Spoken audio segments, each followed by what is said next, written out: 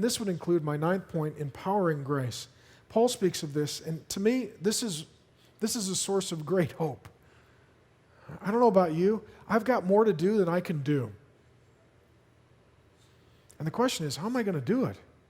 The answer is empowering grace. Paul speaks of this in 1 Corinthians 15:10. But by the grace of God I am what I am, and his grace toward me was not in vain. On the contrary, I worked harder than any of them. Now some people who are lazy, they'll use the word grace to mean I don't do anything that I'm supposed to do.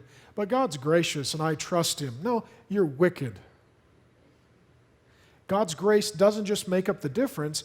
God's grace also empowers you to work very hard and to do a very good job. Lazy Christians can't blame it on grace because empowering grace, enabling grace, allows them to work hard.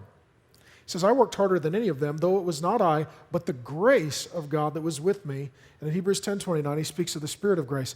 Now here is what is transformed by empowering grace, my work. My work is transformed by grace. I can work hard and I can get a lot done by the grace of God, which gives me the ability to do what I cannot do, and that is by the power of the Holy Spirit. The same power that empowered the ministry of Jesus dwells in me by God's grace and empowers me to live the life that God calls me to live. And I'll be honest with you, again, I've got more work to do than I can ever do. But what I find is that I actually can get a lot of work done by God's grace.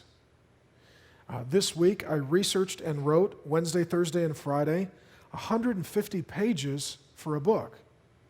Now, most people in 3 days don't read a 150-page book. I had some pastors ask me recently, they said, okay, what do you have to do this year? I said, well, I got to preach 42 times, 5 times a Sunday, new content every week. I've got to write 6 or 7 books because that's what I'm publishing now. I'll publish probably 300 before I die.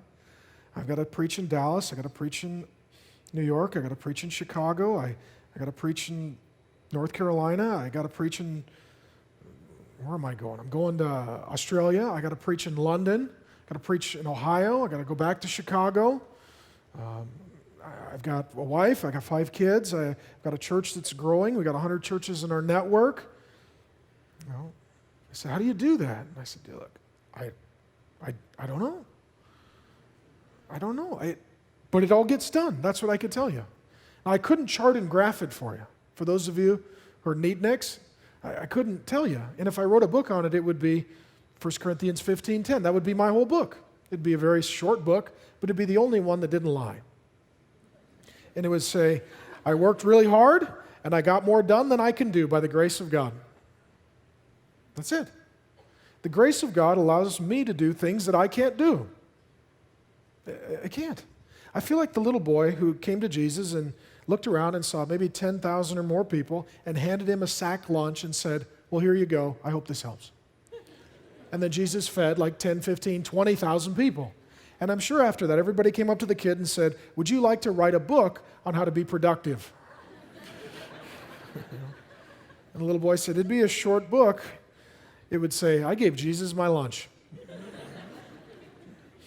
And then he multiplies. That's what he does. I can't explain that, but I appreciate it because it's empowering grace and it allows me to do things that I can't do.